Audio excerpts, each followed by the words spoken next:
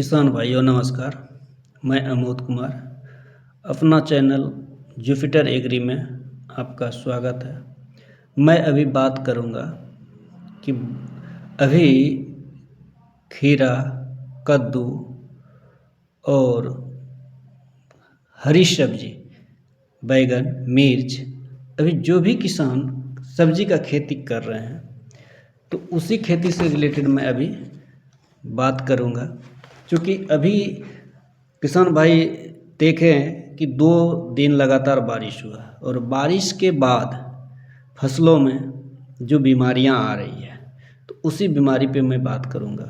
तो उसी बीमारी जो अभी आ रहे हैं, जैसे कि अभी किसान भाई देखे होंगे कि अन्य सब्जियों में खीरा हो, कद्दू हो, चाहे जो भी लत्ती का सामान लगाए हैं या मिर्च लगाए हैं, बैगन लगाए हैं, तो सभी फसलों में, सब्जी युक्त सभी फसलों में नीचे से यानी कि पौधे के निचले भाग से पत्ता पीलापन होकर के, उस पर धब्बा धब्बा होकर के उस जो है वो जल रहा है, यानी कि सूख रहा है।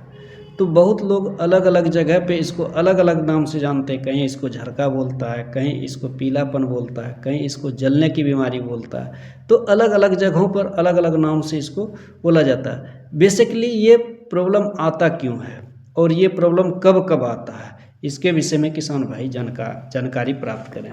ये जब आपका मौसम, जैसे सपोज दैट अभी ठंड है, ठंड से ये गर्मी की ओर जब मौसम कन्वर्ट होता है तो उस समय भी ये बीमारी आती है।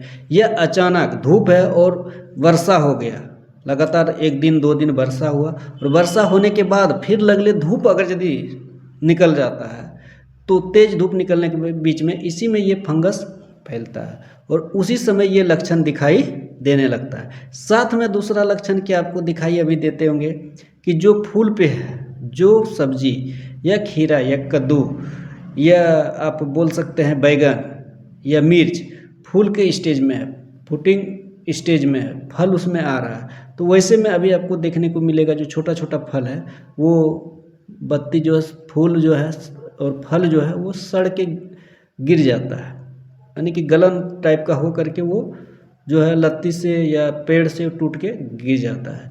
तो अब ऐसा लक्षण आपको दिखाई देता है। इस स्थिति में किसान क्या है कि घबरा जाते हैं कि ये क्या बीमारी आ गया।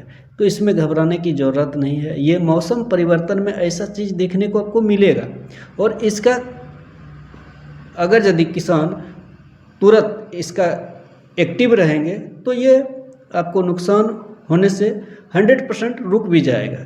लेकिन किसान क्या है, इंतज़ार करता है ऐसा होगा तब, और ये इतना तेज़ी से फैलता है बीमारी जो कि किसान देखते ही देखते किसान को 10 से 20% नुकसान करके चला जाता है। तो इसका रोकथाम के लिए जो है साधारण है कि आप दुकान में जाएं, फंगिसाइड और इंसेक्टिसाइड दोनों प्रकार का दवाई लें और दोनों का कॉम्बिनेशन, वो मात्रा के हिसाब से उसमें कितना परसेंटेज डोज है वो दुकानदार से पूछ लें, जानकारी ले लें। यह तो मेरे पास भी दवाई उपलब्ध है जो हमारी कंपनी बना करके देती है, हमरे थ्रू भी आप दवाई मंगा सकते हैं।